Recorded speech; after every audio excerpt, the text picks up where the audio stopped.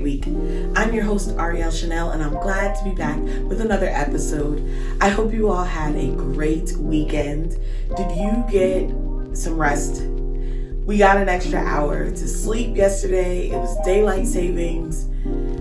Honestly, to tell you all the truth, I am not really good at sleeping in, so the extra hour didn't do me much justice because I was up and then I was just ready for everything an hour earlier than normal.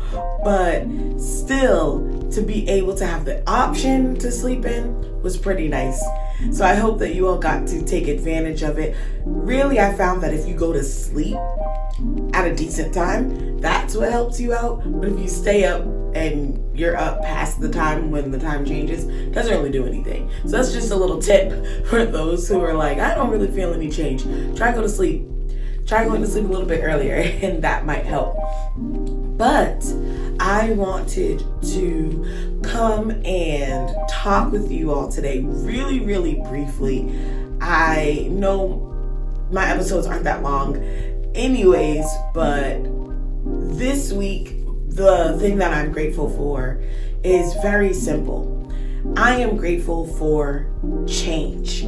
As you all know, if you listened to the last episode this month, I'm talking about thankfulness for the entire episode. I'm sharing what I'm thankful for, who I'm thankful for, just everything about thankfulness, because it's the month of Thanksgiving and it's the month where we show our gratitude. And if you listen faithfully to the show, you know that is what it's all about, just starting with thankfulness and gratitude. So I'm taking this time to just share my thoughts, my heart on all of the things that I've been grateful for this year, within my life, everything.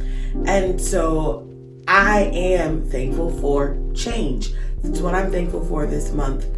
It seems very simple, like a simple concept, but change is so important and so necessary. So I'm going to slow down a bit. I'm going to back up. I know it might seem like I'm rushing through, but I want to start with my year. It has been a year of transition and a year of change. And within this year, if you can tell, I've even colored my hair. Like, I've done so many different things. If you look at some videos from last year, you'll see I had braids, I had all these other kind of different things, but I've gone through so many transition and changes that I had to pause and reflect on it and think about it. And so for me, change is important because change shows progression or regression. It could show either. So change can show that you're going in a positive direction, and change can also show if you're going in a negative direction.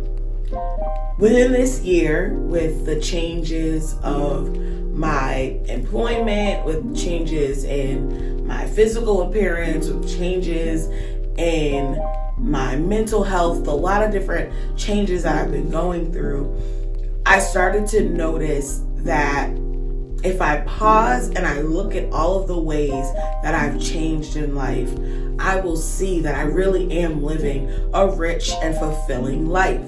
But when I don't focus on the areas that I'm changing in, I can sometimes think that I'm just stuck in the same place doing the same thing. Because again, we usually do the same thing over and over each day. We're kind of creatures of habit. So we wake up, we eat the same foods, we go to the same job, driving the same car, and all of those things just seem like they're all the same. It doesn't change.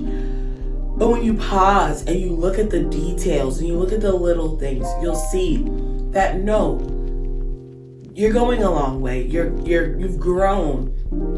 And so stepping out from just this year and the things that I've done this year, something that has helped me notice the change in my life is Facebook, actually. And their Facebook memories and being able to see things that I wrote 10 years ago on Facebook and reflecting on what I was saying 10 years ago versus 5 years ago versus a year ago. And being able to analyze the place that I was in while posting those posts And when looking at it, I've been able to see, wow, Ariel, you've come so far in life. You've done so much. Even looking around and looking here at my apartment and what I have here, the changes that I had to go through to get here. Because I wasn't always in a place where I could have an apartment. I wasn't always in a place where I could own my own car. For years after getting out of school, I had my mom's minivan. That was the car that I drove. And I lived in my parents' house, sharing a bedroom.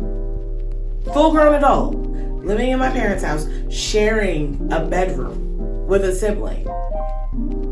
But over time, as I started to grow, the family started to grow, my mind started to grow, learning that, I couldn't stay in the place that I was in anymore. I had to expand and I had to step out. And was it uncomfortable? Was it scary? Absolutely. It was. Because change isn't always what we want to do. We like what's comfortable. We like the things that we know. And moving into a new space, moving into a new place in life can feel uncomfortable, can feel weird. But when I took that step and I stepped out and I realized, okay, this is what it's like to pay your own gas and electric, especially now. Oh, now that it's getting cold, you got to turn that sucker on and your bill's going to go up, and how you have to adjust things to change for all of the different changes that are happening in the weather and all these things, and stepping out and taking that step. It's uncomfortable at first, but after a while, you'll realize, wow, look how far I've come. Look how far I've grown. I've been here in my own space for 2 years now. I feel like it was still yesterday when I moved in. But time has just kept going. And guess what? I've adjusted with it. And so I have not fully arrived yet, but the changes that I have gone through and the changes in my life, whether good or bad, have shown me that I am still living. I am still here. And there's still so much more for me. And not just for me, but so much more for me to give and for me to pour out and for me to bless others. So with that being said, I challenge you all to think about, what ways have you changed? Whether it's this year, whether it's the last 5 years, the last 10 years. And also, what are you thankful for? I'd love to hear it. You can reach out to me at Ariel Chanel on all platforms. And you can also send me an email at hello@arielchanel.com. I really do love hearing from you all, hearing what you think. And with that, I am going to go. I hope you all have a great day and a great week. Bye. That's all for now on Good Morning Love.